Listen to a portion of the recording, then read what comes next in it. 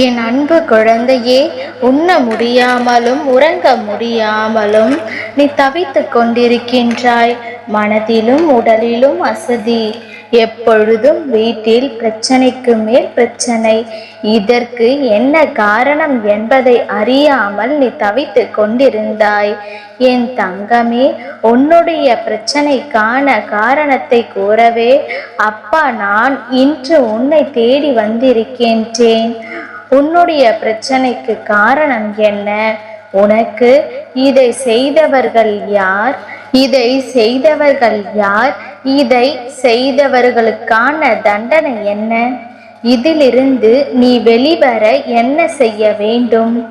உனக்கு அவர்கள் செய்திருக்கும் நீச்ச செயலினால் உன் வீட்டிலும் உன்னுள்ளும் என்னென்ன மாற்றங்கள் ஏற்பட்டிருக்கின்றன என்பது அனைத்தையும் உனக்கு எடுத்து கூறவே இன்று தான் உன்னை தேடி வந்திருக்கின்றேன்.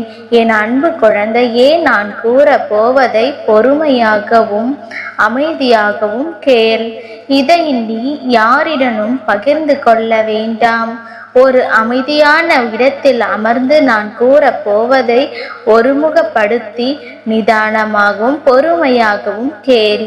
இந்த பிரச்சனையில் இருந்து நீ வெளிவருவதற்கான எளிய வழிமுறைகளை நான் உனக்கு காட்டப் போகின்றேன்.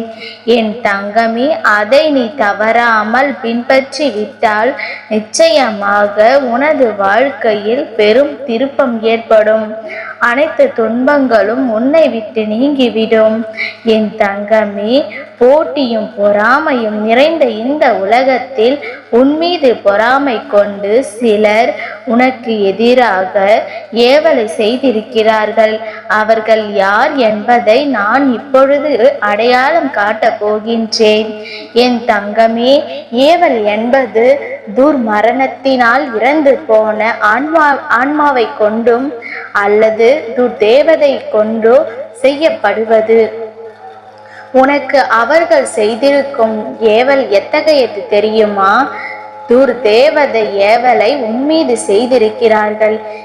ஆம் தங்கமே, என் தங்கமே, துர்தேவதையை உன்மீது ஏவ விட்டிருக்கிறார்கள். அதனால் தான் நீ படாத கஷ்டத்தை பட்டு கொண்டிருக்கிறாய். கவலைப்படாதே. அந்த கயவர்களின் இந்த நீச்ச செயலை முறியடிக்கும் வழியை நான் உனக்கு கூற போகின்றேன். என் தங்கமே, அதற்கு முன்பு இந்த நீச்ச செயலை உனக்கு யார் செய்தார்கள் என்று நான் அடையாளம் காட்டப் போகின்றேன்.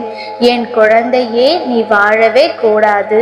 நிம்மதியாக உன் குடும்பத்துடன் நீ சந்தோஷமாக இருந்துவிடக் கூடாது என்று உன் மீது மிகவும் பொறாமை கொண்டு துணிகரமான இந்த செயலை செய்திருக்கிறார்கள். என் தங்கமே, நீ அவர்களுக்கு பல உதவிகளை செய்திருக்கின்றாய். உன்னிடமிருந்தே உதவிகளை பெற்றுக்கொண்டு நன்றி இல்லாமல் அவர்கள் இந்த பெரும் தீங்கினை உனக்கு செய்திருக்கின்றார்கள். நீ அப்பாவின் பிள்ளை என்பதை மறந்து உனக்கு இத்தகைய கேடுகெட்ட செயலை செய்து விட்டார்கள் அல்லவா? அதற்கான பலனை அவர்கள் நிச்சயமாக அனுபவித்தே ஆக வேண்டும். அவர்களுக்கான தண்டனையை நான் கொடுக்கத்தான் போகின்றேன்.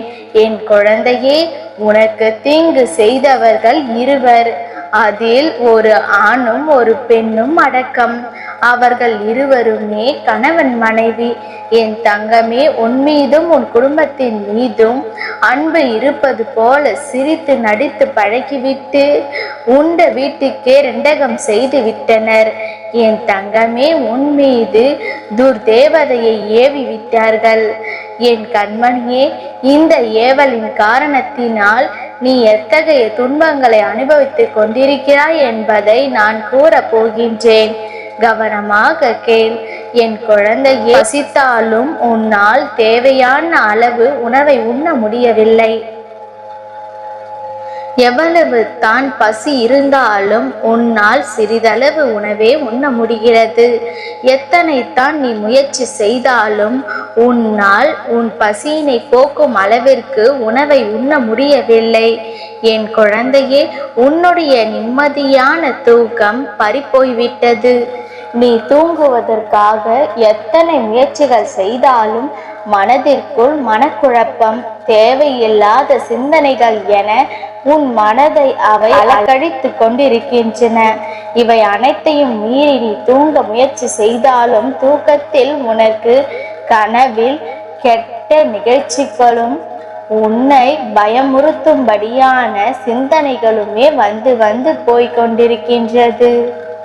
நீ உறங்க முற்படும் பொழுது யாரோ உன் அருகில் இருப்பது போலவும் யாரோ உன்னை உற்று நோக்குவது போலவும் உனக்கு தோன்றும். என் தங்கமே, இவை அனைத்தும் அந்த துர்தேவதையின் வேலைத்தான். அவர்கள் ஏவிவிட்ட துர்தேவதை தனக்கு கொடுத்த வேலையை செய்து கொண்டிருக்கின்றது. என் குழந்தையே, முன்பு உன்னிடம் இருந்த முகப்பொலிவு இப்பொழுது இருக்காது. உன் முகம் கருத்து பொலிவிழந்து சோர்வாக காணப்படும். குடும்பத்தில் நிம்மதி என்பதே இருக்காது. உடல் நிலையும் மனநிலையும் பாதிப்படைந்திருக்கும். என் தங்கமே, பொருளாதார சூழ்நிலையும் பாதிப்படைந்து பணம் இல்லாமல் நீ இப்பொழுது கஷ்டப்பட்டு கொண்டிருப்பாய்.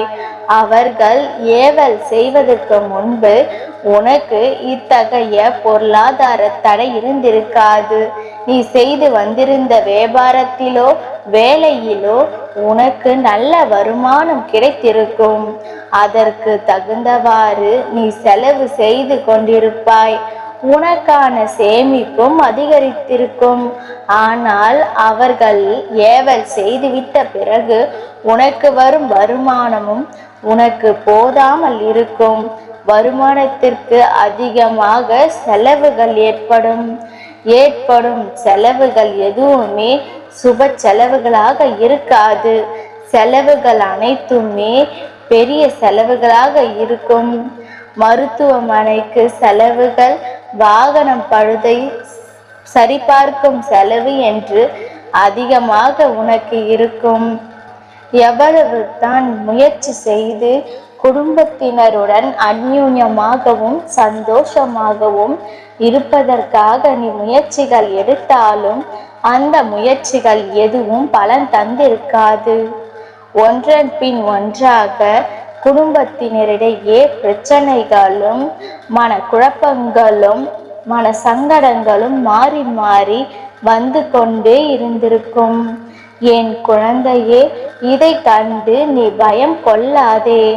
இதிலிருந்து என் செல்ல பிள்ளை உன்னை மீட்டெடுக்கத்தான் நரசிம்மர் நான் உன்னை தேடி வந்திருக்கின்றேன். நான் இப்பொழுது கூறப்போகும் எளிய பரிகாரத்தை கவனமாக கேள்.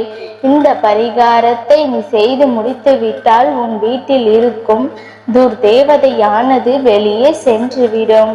அமைதியும் சந்தோஷமும் உன்னிடம் மறுபடியும் வந்து சேரும். என் குழந்தையே, நான் கூறப்போகும் இந்த பரிகாரத்தை சிவபெருமானின் திருக்கோவிலில் இருக்கும் பைரவருக்கு நீ செய்ய வேண்டும். இந்த பரிகாரத்திற்காக நீ 9 மிளகுகளை எடுத்துக்கொள்ள வேண்டும். ஒவ்வொரு மிளகையும் சிறிய சிகப்பு துணியினால் முடிந்து வைத்துக்கொள். இப்பொழுது உன்னிடம் 9 மூட்டைகள் இருக்கும். ஒவ்வொரு மூட்டையிலும் ஒவ்வொரு மிளகு இருக்க வேண்டும். என் தங்கமே, நீ மிளகை முடிய போகும் துணி சிகப்பு நிறத்தில் இருக்க வேண்டும். இவ்வாறு நீ முடிந்துவிட்ட பிறகு 9 மண் விளக்குகளை நீ எடுத்துக்கொள். பைரவருக்கு நெய்வேத்தியமாக படைப்பதற்கு சிறிது மிளகு சாதத்தை எடுத்துக்கொள்ள வேண்டும். இவை அனைத்தையும் எடுத்துக்கொண்டு நீ பைரவரின் சன்னதிக்கு முன்னால் செல்ல வேண்டும். அங்கு சென்ற பிறகு ஏவலால் பாதிக்கப்பட்ட நீ 9 விளக்குகளிலும் நல்லெண்ணெயை ஊற்றி தீபத்தினை ஏற்றிட வேண்டும். மிளகு சாதத்தினை பைரவருக்கு நெய்வேத்தியமாக சமர்ப்பித்து விட வேண்டும். என் தங்கமே, இதை நீ ஒரு முறை செய்தாலே போதும். இதை செய்து முடித்துவிட்டு பைரவரை மனதார கைகூப்பி வணங்கி நீங்கள்தான் எனக்கும் என்னுடைய குடும்பத்தாருக்கும் துணை.